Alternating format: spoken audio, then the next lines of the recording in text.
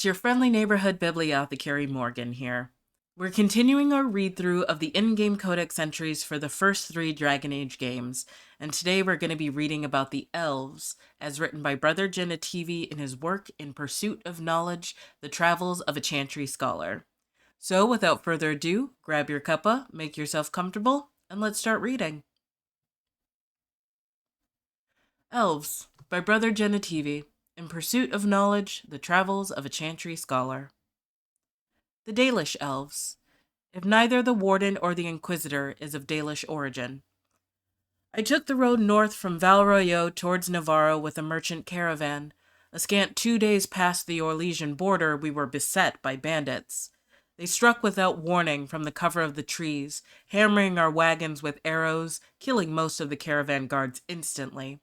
The few who survived the arrow storm drew their blades and charged into the trees after our attackers. We heard screams muffled by the forest, and then nothing more of those men. After a long silence, the bandits appeared. Elves covered in tattoos and dressed in hides. They looted all the supplies and valuables they could carry from the merchants and disappeared back into the trees. These, I was informed later, were the Dalish, the wild elves who lurk in the wilderness on the fringes of settled lands, preying upon travelers and isolated farmers. These wild elves have reverted to the worship of their false gods and are rumored to practice their own form of magic, rejecting all human society. Valasleen, Blood Writing. Obtained in Dragon Age 2, or if the Warden is not of Dalish origin. After my encounter with the Dalish elves on the road to Navarra, I studied every book on the elves I could find. I sought out legends and myths and history and tried to make sense of it all.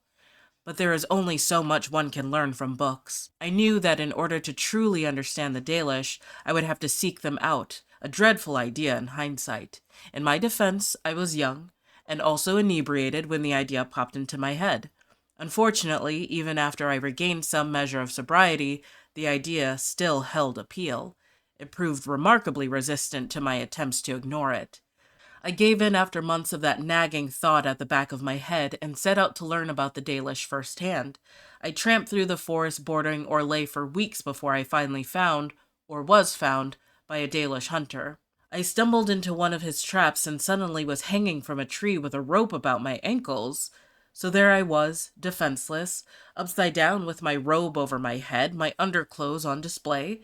Descriptions of my predicament might elicit laughter these days, but trust me when I say it was a situation I would not wish on anyone. Thankfully, my ridiculous appearance may have caused my captor to stay his hand. What threat is a silly human with his pants showing?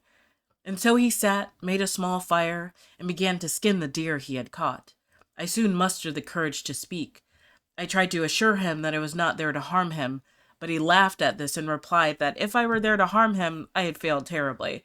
Eventually, we got to talking, and when I say talking, I mean that I asked him questions and occasionally he would deign to answer. He told me that while some Dalish actively seek out human travelers to rob or frighten, most of his people would rather be left alone. He seemed to believe that punishing the humans for past actions only led to more violence. I asked him about the intricate tattoos on his face. He told me they were called Valasleen, blood writing. His were symbols of Andruil, the huntress, one of the most highly revered elven goddesses. He said the Dalish mark themselves to stand out from humans and from those of their kin who have chosen to live under human rule. He said the Valasleen remind his people that they must never again surrender their beliefs. When he finished skinning the deer, he cut me down. By the time I had righted myself and conquered the dizziness of all the blood rushing out of my head, he was gone. I do not recommend that my readers seek out the Dalish for themselves. I was very lucky to have met the man that I did, and to have walked away from our meeting unscathed. Perhaps the Maker watches over those who seek knowledge with an open heart. I certainly would like to think so. Knight's Guardian. Traveling through the emerald graves in the Dales, one will see dozens of carven stone wolves. The Dalish call these the Knight's Guardians. In the days of Elven Hallam Sharal, wolf companions walked alongside emerald knights, never leaving the side of their chosen knight. Wolf and elf would fight together, eat together, and when the knight slept, wolves would guard them. The statues were erected in memory of their unbreakable bond. Valis Dahlin. Elves have their heroes just as we do. They honor the Valesdalen, life trees of these legendary figures. Planted in remembrance of those who dedicated their lives to the Dalish kingdom, these trees grew into mighty wood, a testament to the elves' force at their height.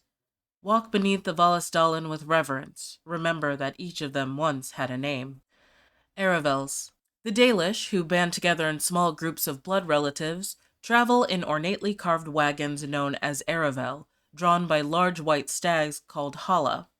The Aravel are a unique sight, beautiful in their swooping curvature, and adorned with broad hoods and bright silken cloths that flap in the wind, often displaying the noble banners that once flew over that family's house. Most humans refer to the Aravel as land ships, for in a strong wind it can often appear as if the elves travel in long boats with sails high overhead to announce their arrival, or warn others away. The Hala are unique to the elves, and any but elven handlers consider them ornery and almost impossible to train. To the Dalish, they are noble beasts, superior in breeding to the horse. Certainly, most humans would agree that the Hala are as beautiful as the elves themselves. The fact that many imperial nobles maintain a bounty on Hala horns that find their way into Tevinter is an affront the Dalish consider unforgivable. Few among us can claim to have seen the Dalish land ships up close. Any human who sees them on the horizon does well to head the other way. Few Dalish clans take kindly to humans intruding on their camps, and more than one tale tells of troublemaking humans who found themselves mercilessly filled with Dalish arrows. That was Elves as written by Brother Genitivi. Thanks so much for joining me, and until next time, I'll catch you later. But be sure to come back and visit the Bibliothecary.